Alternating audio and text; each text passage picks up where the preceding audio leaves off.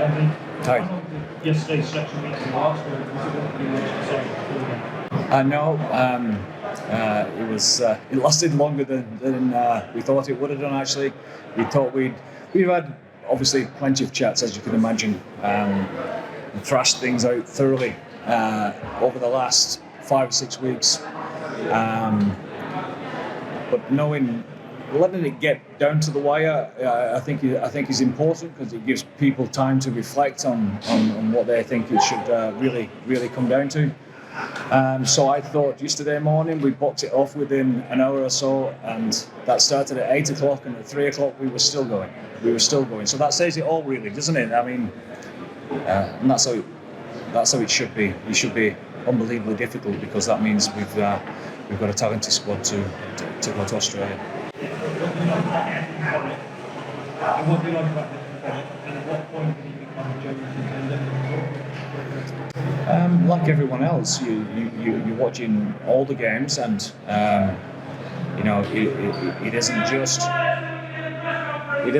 about the last month or so. You as a rugby coach, you know who's on the upward curve and who's coming through, etc., and you know who's on the verge of making test squads and etc. But when you see a player, doesn't matter what age, performing like he has, when people have been waiting to see whether he can do it in the big games or week after week, and consistency, etc., I think it's there for all to see, really. How close was Owen Farrell to the selection, obviously, in the conversation? Yeah, in the conversation, obviously. An experienced player like that, probably going for his 4th tour, is it? You cover all bases. That's for sure, with the leadership qualities and all of that. But we got to a point where, like a few other players as well, we feel that Owen's still trying to find his way a little bit back to fitness, and like others, there's 38 picked, which leaves a couple of slots open for us down the track if and when needed, and Owen, like a few other guys as well, would be in that type of bracket. Has there been any deal with the French clubs in terms of early releases? No. So obviously Blur is the guy there that's selected in that regard. But if Toulouse manage to get through to the final, he'll come out after that. And Maro, can I just ask what this means to you, how you found out, and your emotions at the moment? No, it means an awful lot. It's it's a tremendous honour. It's something that has been very humbling. It's been a bit of a surreal experience, to be honest.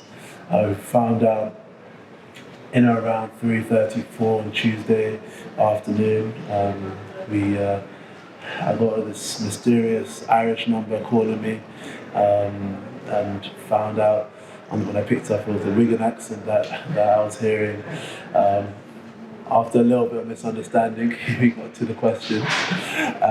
Not because of the accent, by the way, just because the phone was breaking up. But no, it's just been incredible, and I'm just very excited to get going. Andy, Kieran Darcy is probably someone who would have been in the mix, I'm sure. Have you spoken to him about his? I have, and you can imagine, Murray, he's devastated. He would have definitely been in the mix. Such an experienced player and leader. It's devastating for people like that. But the stories are constant in every single tour, aren't they? And sport can be cruel sometimes. But Kieran will be back bigger and stronger. Because that's what you like about the 3 halves you've picked in the slot. I think if you look at Finn and Finn, 2 genuine out fly halves who play a fantastic brand of rugby, and Marcus, whether it be 10-15 or 15-10, that type of blend is pretty important. Just going for 3 out-and-out fly-offs is a different type of balance, and we need to cover all bases in that regard, as you can see with the likes of Elliot Daly, Tom Freeman playing out of position, etc. Andy, Hi. with your sort of knowledge and perspective of previous Lions groups, this is quite a young group, I think, and with not so many returning Lions. I haven't done the numbers, but that's how it feels. Yeah. I just wonder, do you have an idea of the potential of this group? It's not a group that's been back loads of times. It's a group No, you're right. So I was told this morning that 26 guys are on the first tour, and 9 guys are on the second tour, and those 9 guys, the first tour was the 21 tour, which was a completely different type of tour. So it's new enough and fresh enough to everyone. So it's up to us who, amongst the staff and the likes of Maro, etc., to make sure they understand what it is that's coming, but also understand how we're going to attack it and make this a special tour for everyone. Andy. Hi. Jeremy from Rugby here. You were capped very early as a rugby league player. How much did that influence your decision to bring David Pollock in? And also, you probably played and been involved with matches against Australia as much as any other country throughout your career, both codes. Can you just talk to us a little bit about what playing and travelling and the challenges of going down to Australia taking them on as a sporting nation? Well, that's a long question, but anyway, I'll try to get there. You might remind me in a second what the other part was. But if you're good enough, you're old enough. That's 100%. I mean, I've heard a lot of stuff that that is constant, really, about young kids that are coming through. That is, he's confident, he's cocky, he's yeah. And this is not just about Henry. This is about youngsters in general. But what do we want? Do we want a kid to show his confidence as a 23-year-old, 24-year-old instead of 20? It's just about the here and now, isn't it? If he's performing against the type of quality that he has been doing, then he's ready. He's ready to compete, and I think you'll see the fight in him. I think everyone can see that anyway. I'm sure it'll push all the others that didn't realise that he was coming, and I'm sure that he'll relish that. But as far as Australia is concerned, I think everyone can see with the autumn series, the improvement there, and then the flow of Super Rugby, of how